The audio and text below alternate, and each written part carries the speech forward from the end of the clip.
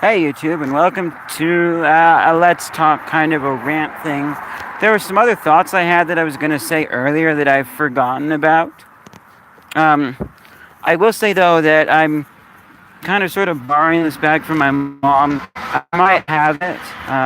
Long story short, basically. I probably won't tell the story. Well, I can say basically I kind of wanted it, but my mom it fits inside of that yellow piece, folds up nicely. Um, I'm borrowing it from my mom. I might keep it. I might buy a different bag. So doing my research, but I would have just had it, except for mom needed more time to think about whether or not she wanted to give it up. And she finally did say, it's been sitting around in the garage years. I haven't used it, so I should just let him have it. And at that point, I was already mad enough I didn't want it. But I might actually take it. But the thing I'm mentioning it is because I have, oh goodness, I have Rancheritos food in it, and the bottom it's still in its own sealed up, or not sealed, but still, the Rancheritos is still in its own plastic bag. The thing is that the bottom of this bag is a little more flat, so it hasn't tipped. It's not tipping vertical as quickly as it usually does. It's kind of tipping right now, but I'm kind of working it back towards. Nope. Really. Okay, let me fix this, and we'll get to our main topic of this. Goodness, I can feel the hot food oozing into its plastic. There we go. That's good enough for now. I'm close to home anyways. And actually, I'm not at the street, so I can turn that off. So, Minecraft. Not tonight, but Minecraft will be... I know I'll do some next week. I'm going to hop on and do some maybe Monday. I don't know. I've got plenty of days off next week, so I'm going to hop on and do more Minecraft. Yeah, so it'll be next week. I guess I can mention here, just because you brought it up, and I'm not trying to remind you of anything or rub anything in, because amongst the church, I don't know if Jordan Oliver's a member or not. You don't have to specify, but one of the things is some of us don't believe in playing games on Sunday. The rule kind of is take a day of rest and do things that bring you closer to Jesus. Well, I got work, so yeah. Oh, there we go. My food is flipped again. Hold this bag funny. There we go. So, but the big thing, so I don't believe on it. So it won't be tomorrow, but it will be sometime during the week. And while we're on that topic really quickly, I'll say there are, my family growing up did play some games, not video games, or computer games. We played card games like Uno and stuff, and I think that one's fine. I've done some stuff like that with friends recently too. It's a good way to get closer to other people. Not necessarily thinking about Jesus, I recognize, but it gets you closer as a family or as friends. Sometimes, you don't have much to do, and honestly, it can be pretty boring pouring yourself out to scripture. So if you're a single adult in the area that doesn't have much to do, going to one of the game nights that your friends are hosting, that's a great idea. But studying some scriptures and other topics and stuff is good and important. We'll talk more about that later. I'm probably going to be listening to another conference talk tonight. I've been taking conference one talk at a time. Where are they headed? Oh, right there. Oh, wait, nope. Okay, they were just pulling over for let the cop by. Cool. So anyways, let's get to the topic of tonight's video, which is pretty short little rant here. Basically, one YouTuber that I really liked, honestly, I haven't watched him in a while, but this is Classic Game Room. Mark, I forget his last name. He's leaving YouTube, and so is Ben Heck. Ben Heck's also leaving YouTube. The Ben Heck Show was so much fun. I'm so sad. They've got one more season of it left. They're going to be just normal cranking out episodes for a while. And then he is going on to other film projects and stuff and trying other things. That makes me really sad. But the interesting part was Ah, thank you. They're letting me go. Cool. So the interesting part was I watched a video where Mark was being interviewed by this other guy. I haven't seen this other guy before. Apparently he does gaming stuff too. And it was like a talk show type thing. And the interview was kind of like why he's leaving YouTube, what's going on. And he's actually moving towards an Amazon Prime show, which I might check out, I might not. I mainly watched Mark back in the day, Classic Game Room, for his funny style. He had a lot of really good funny humor, and also for his Odyssey 2 reviews. Then I did, as consequently, watch some of his other game reviews, and they'll still all be on YouTube. So I might check out his show, especially since we've got another accidental year of Amazon Prime. My mom just forgot to unsubscribe from it, which happened the first time when she went for a free trial. She forgot to unsubscribe, and so we got a year, and we got a second year too. But so anyways, so I might check it out, I might not. But the big thing, his big reason for leaving YouTube was what it's become. He looked at the year coming up and all of his ups and downs, and it's a really interesting story. I would recommend checking out. If you guys want, I'll put a link down in the description after this video's been made into a archive stream. But one big thing, how it's changed, and he doesn't like how it's become a place for spectacle more than content. YouTube is more so now about kids eating detergent pods, which they've gotten rid of all of those videos as far as I know, but it's more about stuff like that and the crazy spectacle than it is actual good content, which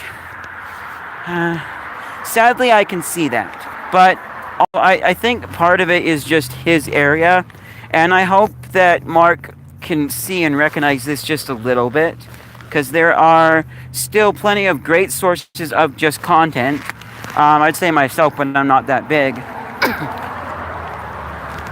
Excuse me.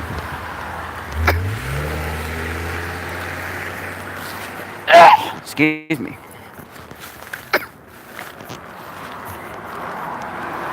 Okay, excuse me, I'm okay. But there are plenty of sources. Gotta unzip for a second here. Get some pressure off my neck.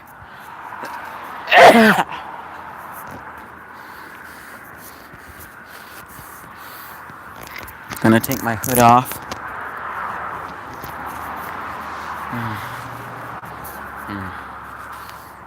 Sorry, guys.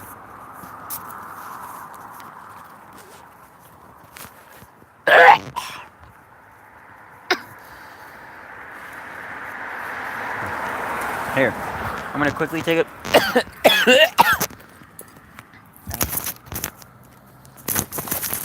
Quickly get a piece of mint gum.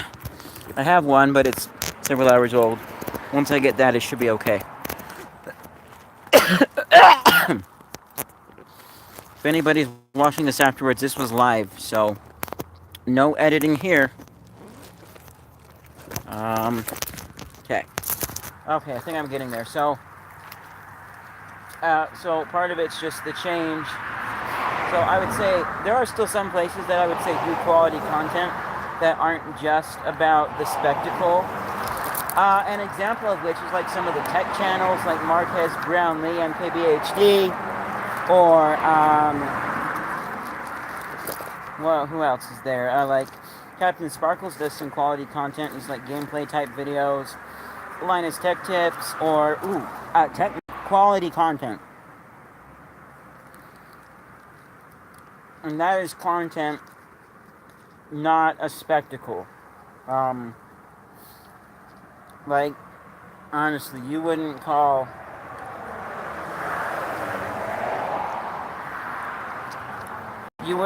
reviewing or looking at a 1980s tape player by Sony, like a Walkman type thing. You wouldn't call that a spectacle, would you? I hope not. I hope not. So, yeah. The mint helps. So, but I do see that there is a lot more of the, whoa, look at what this guy did, cool clickbait type stuff, than there used to be. There's a lot more of that. Partly also is the audience has changed. For Mark, his audience has grown up and come and gone, and for me, I think they're onto other platforms or other things now as part of it too, which will happen with people. But also, if you're really going to stay current on YouTube and be able to make a living either with Patreon, which he did for a while, as well as ad revenue, is you kind of have to be willing to adapt, which that was something that Linus mentioned in one of their, I think it was a WAN show or something. And he said that, yeah, they're working to stay on top of it and adapt as the climate changes on YouTube or just the ecosystem. So that's a good, very important thing to do. But now here's the real thing. The meat of this all boils down to another thing that Mark was really bugged about. And that was the fact that all of these different companies have access to this content ID matching system for movies and TV shows and music especially. They've got access to this system that will automatically flag content that you copyright own, whether it be just 2 seconds of the song being used in a video, or maybe it's even slightly hard to hear background music because someone is filming in the grocery store. It flags it. But then you've got all of these people coming in and taking pieces of his content. Sometimes it's just gameplay footage. Other times it's actual, like, his voice, like the part of his video that was original to him, his journalistic review, is been taken.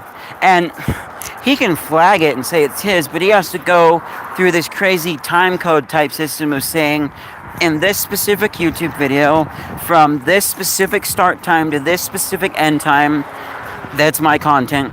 YouTube, do something about it.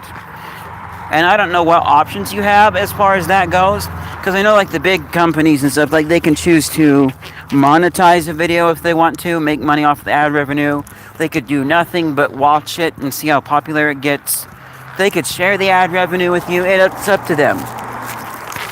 Which, man, actually, I wonder what happens if, like, for me especially, I wonder what happens if a company ever chose to share the revenue of ads with me, but I'm also not eligible for monetization.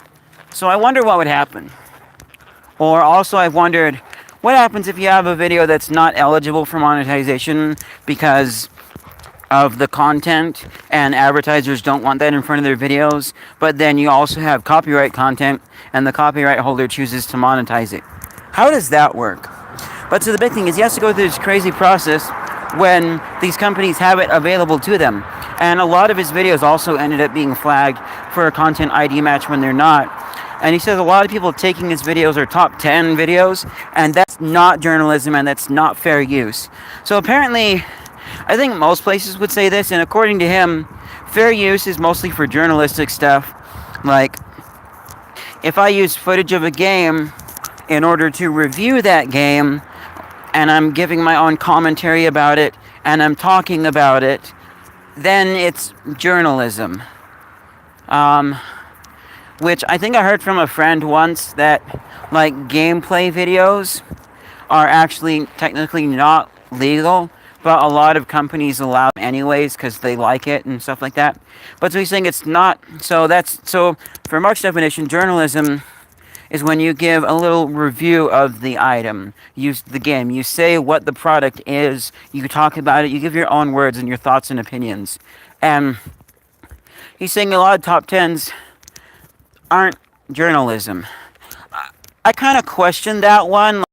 If it's a silent top 10, if it's a, like, top NES games, and then, or even talking where it's like top NES games, number 1, Super Mario Brothers. And then it shows you some gameplay footage of Super Mario Brothers with no talking, and then moves on to number 2. I can see something in that style as being non-journalistic, but if it's something like number 1, Super Mario Brothers, this game released on blah blah blah such date for this price, was very top quick selling, many people liked it. Some people were even quoted to say If you did something like that, if you had a little small piece about it and maybe threw in some of your own opinions about it, then cool. I think when they're doing that, it's journalistic to some extent. But, if you're just the silent type, number one, Super Mario Brothers, and you show the clip, it's not journalistic. So the meat of this is, why don't us YouTubers have access to this content ID match system?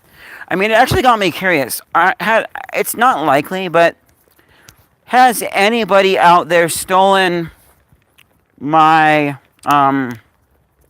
has anyone out there stolen any of my footage and used it in their video without telling me? It's possible, not very likely because I'm so small, but it's possible. So it just makes me wonder, like, why don't we have access to it? Now, there's a few issues that could arise from having access to it, such as people abusing the system. Like, YouTube might say, oh, hey, this YouTuber owns this small piece of content, and flag it. So then the YouTuber gets notified, they watch it, and they're like, I don't own that. That's actually not mine. But I'm going to just click this other button here that monetizes the video. So they could do that. And also, I'm not positive, but I think with a lot of the companies that are doing the content ID matching, I think some of them have like a set thing, because you can dispute it, which I did with a video earlier today. Go check out the last video I did earlier about Airborne Death. It was Airborne Death content ID match again, because I've had it happen with a few things, and one of them I was able to successfully dispute. And go watch that to find out more details about that. But I think a lot of companies pick a standard. If you find content, automatically do this. And I can imagine it would save them a lot of time, especially when you're talking about a popular song. I mean, if you own the rights to Taylor Swift's music, and you're pretty much every single time going to say, hey, I want to monetize that, then you could say, okay, and automatically do it for you. I think that's what a lot of them do, which is why you have to dispute it and then have them look at it. Because in this case here, it's like there's no way that a human looked at this. If they did, they're not very bright. In my case, I'm saying, because it's clearly a remake or a remix of the original song. Actually, it was the same song used twice. In both cases were remixes by different companies. Go check out that video, like I said, if you want to know more. So I think that it automatically does stuff for them. So as a YouTuber, that could be a good option to have. If you find content ID, notify me and automatically do this. Could be useful. So there is the potential for people to be malicious with it and actually uphold the copyright claim and try and make money off of it through ad revenue, even when they don't actually own the piece of content. That's a possibility. But I'm willing to accept that possibility if we get this system so that when we upload content to YouTube, it can then be flagged and we can know about it and decide what to do. But there's one thing. There's one thing that needs human intervention. So if at any point in time a YouTuber, just an actual random YouTuber who has their content has been in someone else's video and it lets them know, if they decide to issue a takedown notice, then it needs to be by human review. Because you could have, again, this could be on the malicious side, where it flags the content, they watch the video and they say, oh, that's actually not content that I own here on YouTube, but I don't like the video, so I'm going to issue a takedown notice and then have it be removed. If that happens, then they need to have an actual human do the reviewing, which somewhere I've heard somewhere that YouTube is hiring some more review team members to review videos for the different types of content that it could be flagged for, as people like flag it and stuff for review. So they need to have, at that point, they need to have a human on the YouTube side make the reviewing so that there can be no malicious, I want that video removed when you don't own the content. I mean, having a third-party human on the side of YouTube that's more ambiguous to YouTube as a whole and the general community for the I want to monetize this. Could be good too, as far as we're talking um, other YouTubers choosing to monetize content that YouTube has said um, there's a piece of their content in there. Could be good, but that one's not necessary. There's not really a whole lot bad that can happen if, for example, if I didn't own the video, but I said I wanted to monetize anyways, even though it was a false copyright claim and I knew it. There's nothing really bad about that. It just means I'm making some money off of it. Well, there could be a theoretical, slightly unlikely scenario where maybe enough of their videos get matched with my content for some reason that I make enough money off of and say take for myself, that then they can't stay afloat on YouTube because it eats into their revenue too much. There is the possibility that could happen with but I think if it was just one or two videos, it's not very likely that me maliciously saying I own the content when I don't and taking the money would be negative to their channel so much. So, I mean, unless they don't monetize at all, but then, hey, what can you do? So, I would love to have access to that system as long as YouTube was an intermediary whenever someone claimed that they own the content and wanted the video taken down. And outside of that, for any other of the scenarios possible where you claim content and monetize it, yeah, they don't need to be an intermediary. So that's one thing that I think would actually be really cool to have and would be nice to know about. I think that would be cool and great. And that's the real meat of this video. Yeah. So, and I want to say shout out to Classic Game Room. He is funny, sometimes a little bit crude, but, go check him out. He's got a lot of he's had funny stuff over the years. I've enjoyed watching some of his videos, especially like the older videos. Like I've watched his Odyssey 2 reviews. I watched a few other old game reviews, including, there was a matching game by Atari. And this was the one specifically by Atari. I forget the name of it. If you look up his review for the Odyssey 2 game Memory Match, and then he'll reference that Atari game. Oh my goodness, that game is just so awful and horrible and broken and not playable. The one specifically for Atari. Like, he said that Activision made their own matchmaking game for Atari, but the Memory Match one, and that one was good, but the actual Memory Match was pretty, or not Memory Match, but the game was pretty horrible. But anyways, thank you guys so much for watching. I'll see you guys in whatever's next.